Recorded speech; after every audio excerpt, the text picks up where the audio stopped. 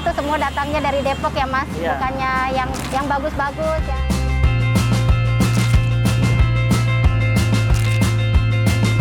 Menarik ya kalau bahas masyarakat Depok, karena masyarakat Depok pertama itu kan memang ada di wilayah penyangga ya.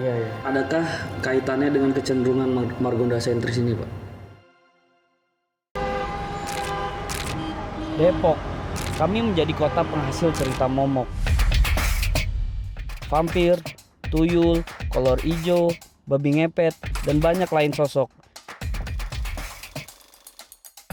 Di sini kami menciptakan kontroversi dari satu blok ke blok yang lain. Di kota ini kami membidani begal, perontokan kata rampok. Di tanah ini pula kami melahirkan kebijakan publik yang menebas, berupa golok. Antara lain, lagu daerah di lampu merah, parkir pria dan wanita dipisah, atau raperda kota religius dan beribadah. Sebagai penyangga ibu kota yang terletak di pojok, Depok, you rock!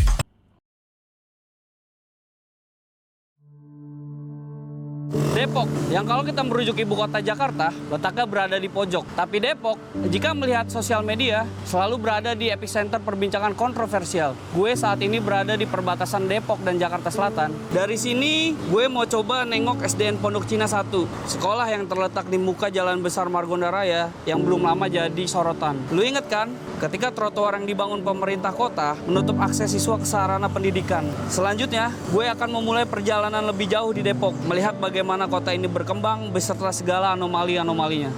Gue Gaga Disi, ini Depok. Selamat datang di Authenticity District.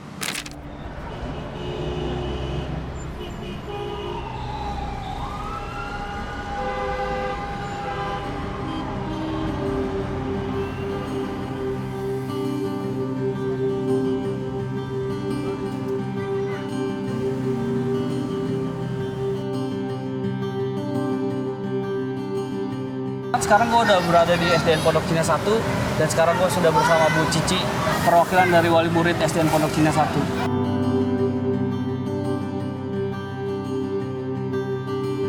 Mengenai kontroversi yang sekarang muncul, SDN Pondok Cina 1 tuh ditutup dengan trotoar ini, Bu. Menurut Ibu, perspektif Ibu gimana sih dari seorang wali murid gitu, Bu? Awal mula trotoar ini ditutup, saya setiap pagi itu kan 5:30 itu rutin antar anak sekolah. Pas pulang nyampe sini itu jam 6 pagi, saya kaget kok bisa ditutup. Padahal kan ini udah jelas terlihat gerbang yang sebegitu besar kan. Habis itu jam 11 apa jam setengah 11 datanglah PUPR bawa peralatan dibikin landai seperti ini. Oke, Bu. Dibikin tangga seadanya dulu, selesai jam 5 sore. Oke. Dan dampaknya gimana sih, Bu, bagi anak-anak dan wali murid yang mau ke sini? Sebelum dikasih landai gini, orang tua bikin untuk tangga pijakan dulu seadanya. Ya susah, anak-anak nggak ada akses untuk masuk sama sekali ke sekolah. Tadi kan kita udah ngobrol tentang SDN Pondok Cina 1 nih, Bu. Kan Depok terkenal dengan kontroversinya yang agak-agak nih, Bu. Kayak dari tentang Mars Kota Depok yang diciptain wali kota Depok yang bakal dipasang di setiap lampu merah. Kontroversi lainnya seperti babi ngepet lah, atau dulu yang paling boomingnya itu COVID tuh, orang pertama COVID tuh ada di Depok tuh. Tanggapan Ibu sebagai warga Depok gimana sih? Sebenarnya itu makin tidak nyaman buat pengendara ya. Iya, bener. Sangat disayangkan ya, yang viral-viral itu semua datangnya dari Depok ya Mas, bukannya yang bagus-bagus ya. SD ini kan SD legendaris, harusnya kan dibagusin, malah mau dimusnahin. COVID juga kan awalnya dari sini juga, dan lain-lain, itu sangat disayangkan.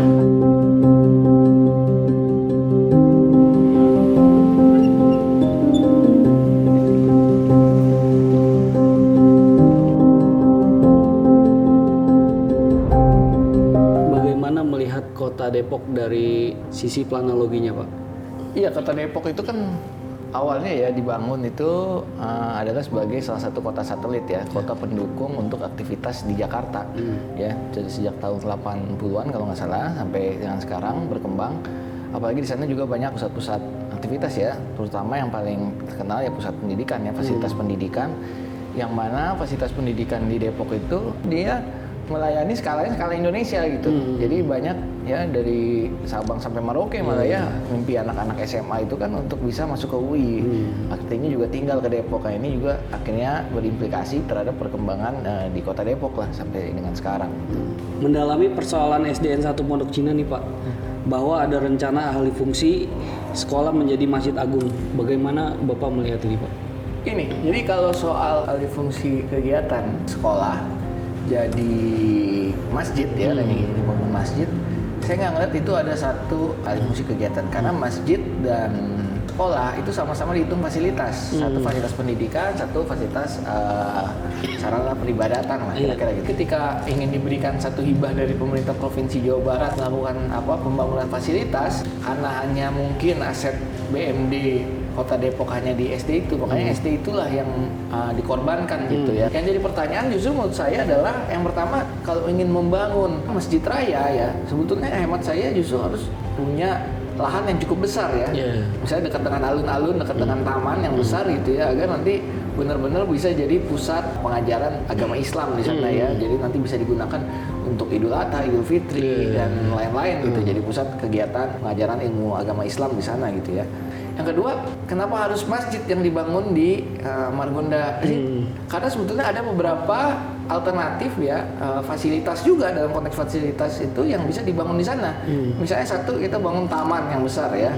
Kalau kita bangun taman di sana bisa juga sebagai simbol bahwa kita melakukan satu pembatasan di Margonda, sehingga juga kita bisa melakukan distribusi pembangunan di kawasan-kawasan lain di Kota Depok ya. Atau kedua, misalnya kita bangun fasilitas park and ride ya, karena di sana kan juga dekat dengan stasiun Pondok Cina ya.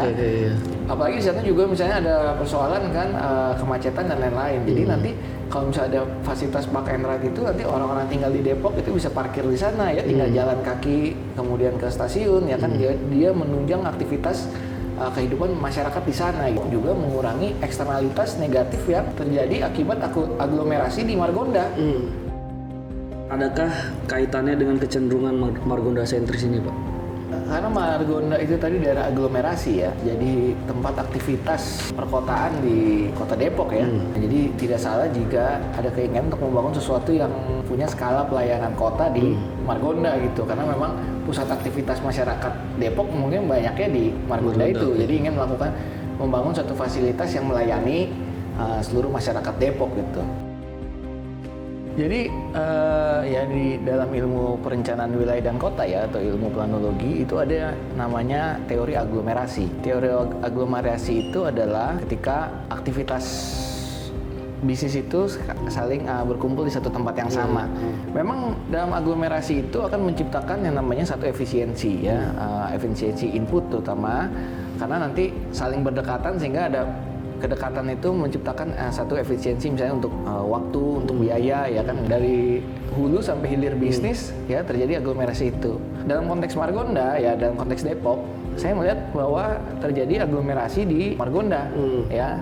Aglomerasi yang disebabkan karena limpahan aktivitas yang ada di Universitas Indonesia utamanya ya, juga kampus-kampus yang ada di sekitar Margonda tersebut. Karena mereka sebagai fasilitas pendidikan ya kan, limpahannya adalah ke daerah-daerah sekitarnya ya, di Margonda terutama, akhirnya berkembanglah bisnis di sana. Di UI itu memang ya ada fungsi sebagai paru-paru kota ya, tetapi sebetulnya kampus UI itu kan juga sebagai activity center ya, pusat aktivitas gitu. Tapi karena juga punya fungsi sebagai paru-paru kota, akhirnya limpahan aktivitasnya itu bergerak ke daerah-daerah sekitarnya. Ya, terutama yang paling dekat Margonda lah ya. Akhirnya Margonda timbul aktivitas-aktivitas yang mana untuk mendukung kegiatan di UI ya. Sulit memang menampik Margonda sentris dalam pembangunan Kota Depok. Margonda bisa jadi sebab, juga bisa jadi akibat dari setiap pembangunan yang terjadi di Depok. Apalagi jika bicara soal paham komersil. Margonda jadi tanah subur bagi pendirian kafe, restoran, hotel, dan unit-unit bisnis lainnya. Hal ini tidak terjadi tiba-tiba. Jalan Raya Margonda berfungsi sebagai jalan kolektor primer yang menghubungkan Depok dengan ibu kota Jakarta. Jalan Raya Margonda melintangi sepanjang 4.895 km dan 2 jalur dengan lebar setiap jalurnya 3,5 meter. Jalan Raya Margonda tidak dilengkapi dengan bahu jalan. Sementara, trotoar di Jalan Raya Margonda memiliki luas rata-rata 1 meter.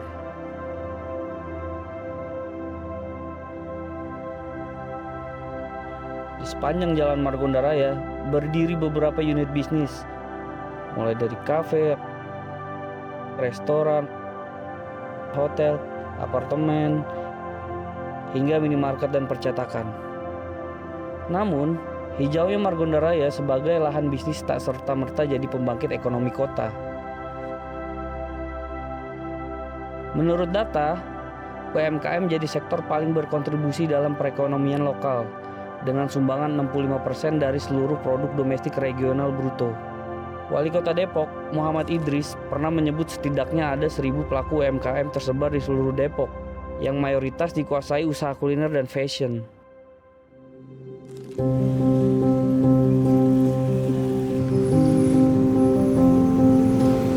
Ada fakta nih Pak, bahwa Margonda yang dipenuhi unit bisnis tidak signifikan menopang perekonomian Depok. Bahwa perekonomian Depok justru ditopang UMKM. Bagaimana ilmu planologi melihat sentralisasi macam ini dengan perkembangan ekonomi lokal? Saya nggak tahu pasti soal ini ya, tapi saya rasa sebetulnya di Jalan Margonda misalnya utamanya ya, itu juga rasanya banyak UMKM ya, yang juga tumbuh dan timbul karena adanya limpahan dari fasilitas pendidikan UI maupun timbul juga akibat terjadinya aglomerasi di kawasan Margonda tersebut. Saya yakin sebenarnya banyak, sekilas juga saya beberapa kali ke Margonda juga saya lihat banyak UMKM di sana gitu. Yang jadi persoalan adalah apakah UMKM itu terdata ya kan? Apakah UMKM itu dibina ya kan?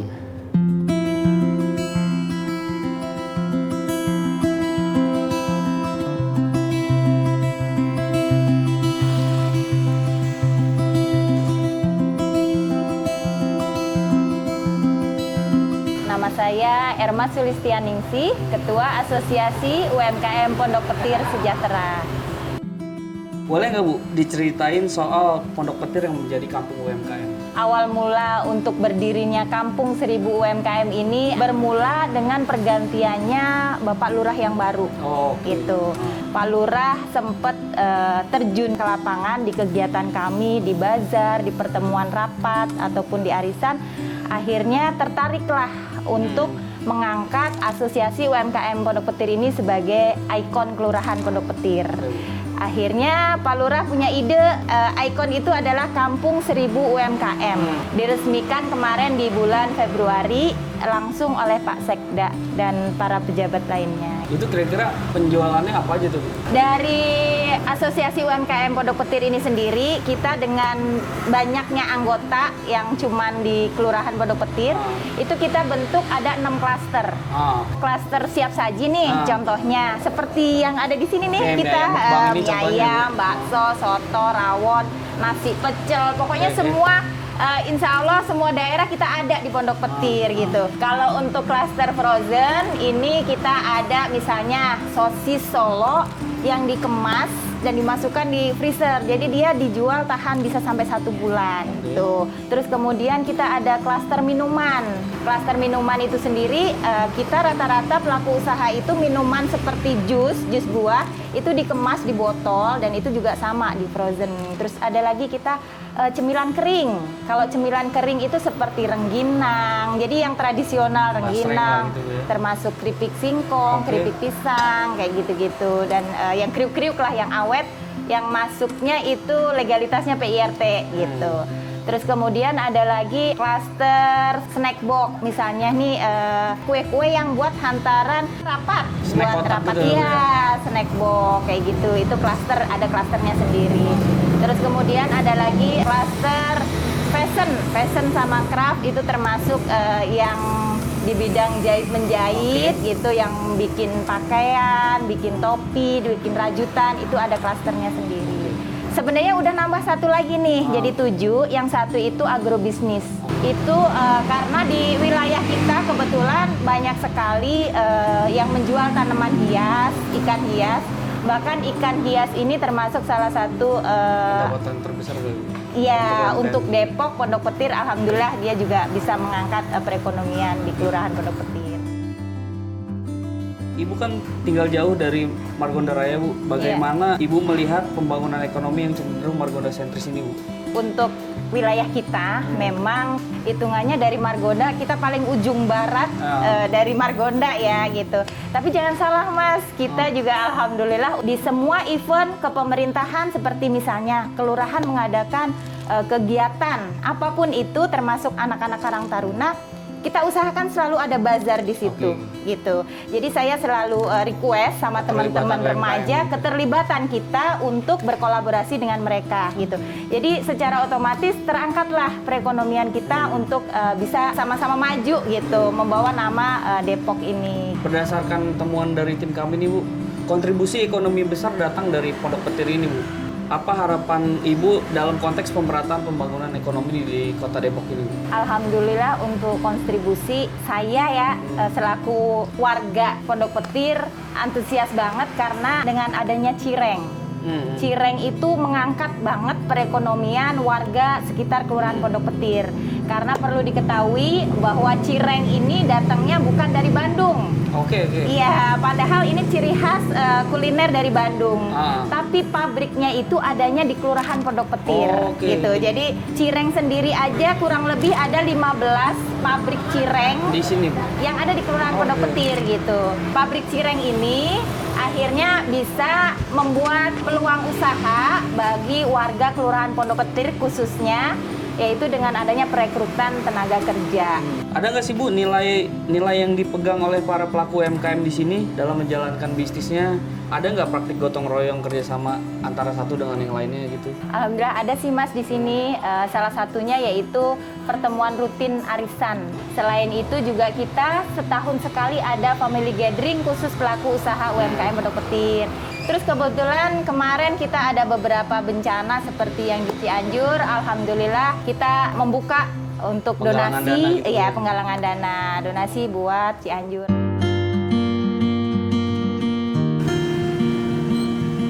Gue udah berada di kampus UI dan bersama Bu Ida, dosen sosiolog dari Universitas Indonesia. Bagaimana Anda melihat kondisi masyarakat Depok saat ini, Bu? Menarik ya kalau bahas masyarakat Depok, karena masyarakat Depok pertama itu kan memang ada di wilayah penyangga ya, DKI Jakarta. Artinya kalau kita ngomong Depok tuh sebetulnya pengaruh Jakarta itu kan sangat besar ya. Sangat besar ya. Dan bahkan sebetulnya bisa disebut ekspansinya Jakarta, Depok juga memang mengalami urbanisasi begitu ya. Karena kan kita tahu Depok kita nyebutnya sebagai wilayah yang sebagian warganya adalah Betawi ya. Betawi Ora ya, disebutnya kan Betawi Ora atau Betawi pinggiran. Kita tidak lagi bisa bilang bahwa misalnya Depok itu relatif dalam tanda kutip masih mengusung nilai-nilai lokal atau nilai-nilai tradisional misalnya seperti itu. Karena kan gesekan budaya atau pengaruh dari luar itu masuk terutama di anak-anak muda kan begitu ya. Sebetulnya juga bisa terjadi di masyarakat sebagaimana masyarakat lainnya, ada kesenjangan antara generasi tua gitu ya, boleh dikatakan seperti itu, dengan generasi muda yang mereka bisa punya cara pandang yang memang relatif berbeda. Dan Depok itu selama masa pandemi ternyata tingkat kemiskinannya kan juga meningkat ya. Terus kemudian angka pengangguran juga relatif meningkat gitu. Dan ini kan tidak bisa dilepaskan dengan fungsi Depok ya. Karena fungsi Depok itu kan kota pemukiman tadi, kemudian kota pendidikan kan gitu ya. Pendidikan sebetulnya juga bisa memberi imbas ekonomi ya, sebagai sumber daya ekonomi, peluang ekonomi kan relatif terbatas. Letak geografis Depok dengan Jakarta itu yang juga kemudian menjadi kontributor juga, karena kan orang bisa nyari kerjanya di Jakarta. Ya. Ada anggapan ya tinggalnya di Depok gitu ya.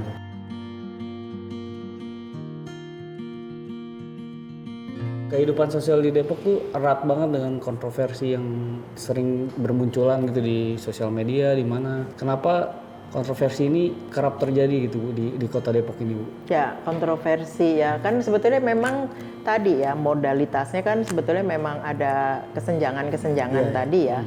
Dan kesenjangan itu sebetulnya bisa menimbulkan isu-isu yang sebetulnya dalam tanda kutip bisa dianggap sebagai kontroversial gitu ya. Salah satu contoh kalau tidak salah di Depok kan ada kasus yang babi ngepet itu babi ngepet itu. Kan itu sebetulnya menarik di dalam pengertian karena saya melihatnya sebagai bagian dari kecemburuan sosial terhadap orang yang sebetulnya mereka anggap kok nggak pernah keluar rumah, nggak kelihatan kerja, tapi banyak uang gitu. Dari segi kehidupannya sejahtera, katakanlah seperti itu.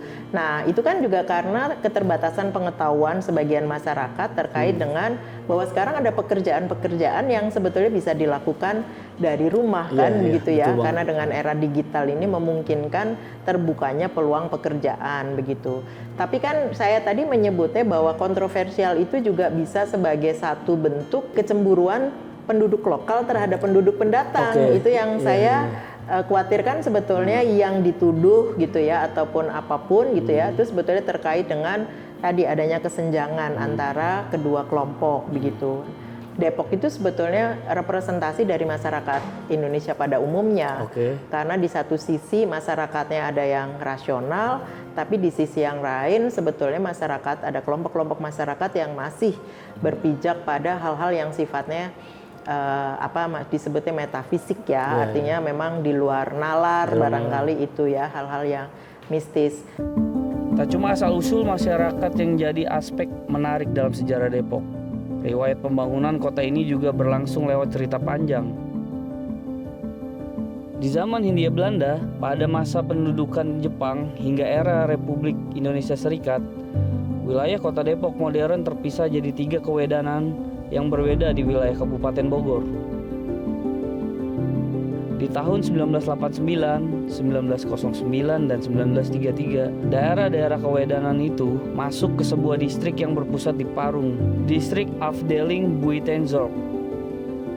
Berdasarkan keputusan Gubernur Batavia tahun 1049, Depok pernah menjadi pusat residen Omelanden van Batavia alias keresidenan daerah sekitaran Jakarta. Berdirinya residensi itu membubarkan Regentschaft Mr. Cornelis yang terbentuk sejak 1925.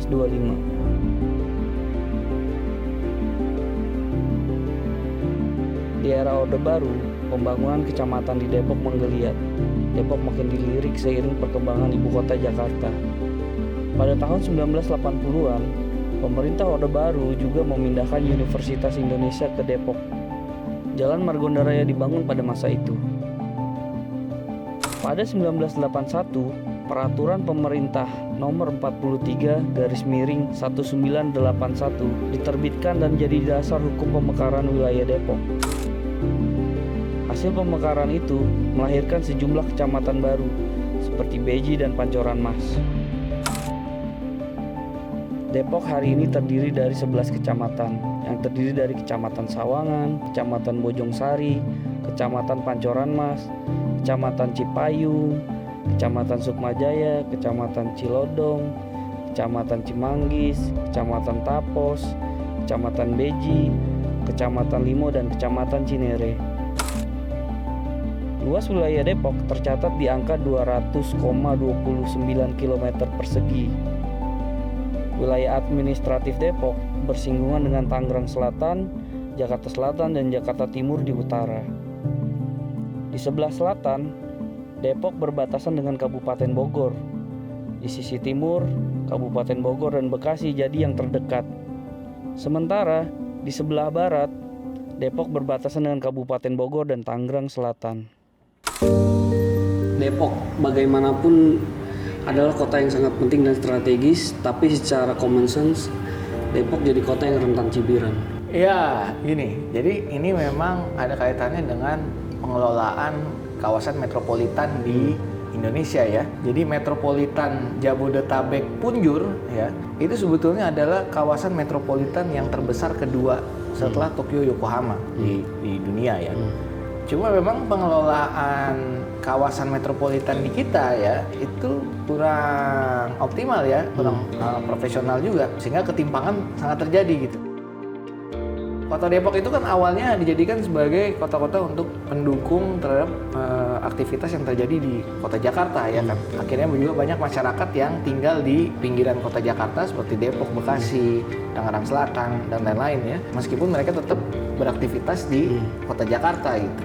Cuma pembangunan di kita ya karena tadi kawasan metropolitan kita tidak dikelola secara optimal ya, akhirnya terjadi ketimpangan. Pendapatan-pendapatan pajak retribusi itu banyaknya masuknya tetap di kota intinya, di kota Jakarta. Sehingga terjadi ketimpangan yang sangat luar biasa. Sebagai contoh misalnya kita lihat APBD di antara Jakarta dan Depok, itu APBD-nya Jakarta bisa 60-70 triliun. Sedangkan di Depok itu hanya ya 3-4 triliun aja ya kan. Orang yang tinggal di Depok dan bekerja di Jakarta melihat pembangunan Depok itu mengaca dari pembangunan di Jakarta. Padahal dengan kekuatan fiskal pemerintah Jakarta, mereka bisa bangun apa aja, ya. Kapasitas fiskalnya cukup untuk bangun apa aja. Sedangkan di Depok dengan keterbatasan fiskal, ya, mereka nggak bisa banyak bangun sesuatu. Mereka harus bikin prioritas-prioritas apa yang harus mereka bangun lebih dahulu gitu. Nah, kota Depok ini sebetulnya harusnya dia dapat perhatian khusus terkait ini ya, karena dia kapasitas pendanaannya rendah ya kan. Justru ini harus jadi concern semua nih, concern termasuk juga di pemerintah pusat ya, bagaimana mendukung pengembangan kota Depok.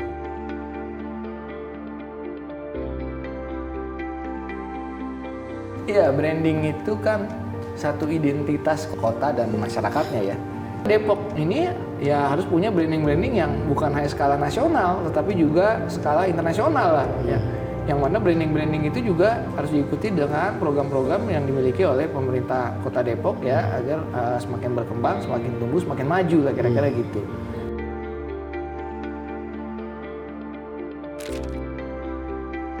Depok bukan hanya sekedar Margonda. Energi-energi di pinggiran yang nggak boleh dikesampingkan. Suara-suara dalam gang yang gencar bersuara dalam juang.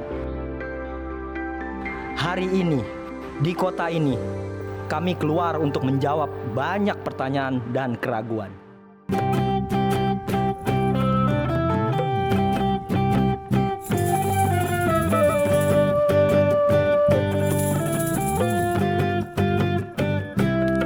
Pasar Kemiri, Depok Baru, Simpang Sandra dekat rumahku.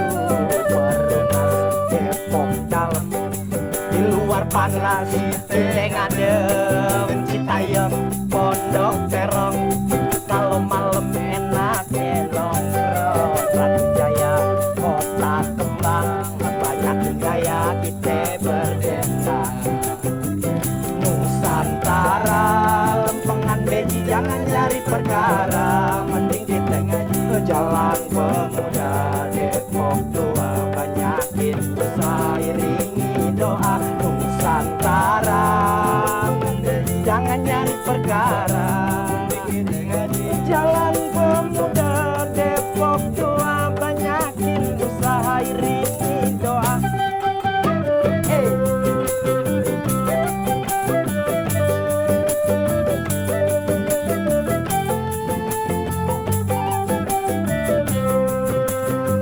Margonda jalannya macet, emang iya emang macet dan tergoda, jangan pucet. Pecahan duit seberang kampus dan berkelahi damai terus. Kukus tantannya baru, ingat pesan dari ibu guru. Perapatan Mampang belok kiri, jadi orang jangan suka iri. Nusantara, jangan nyari perkara, jalan pemuda. Banyakin usaha, Nusantara, jangan nyari perkara, jalan pemuda. Depok tua, banyakin usaha, iringi doa. Hey, hey, hey.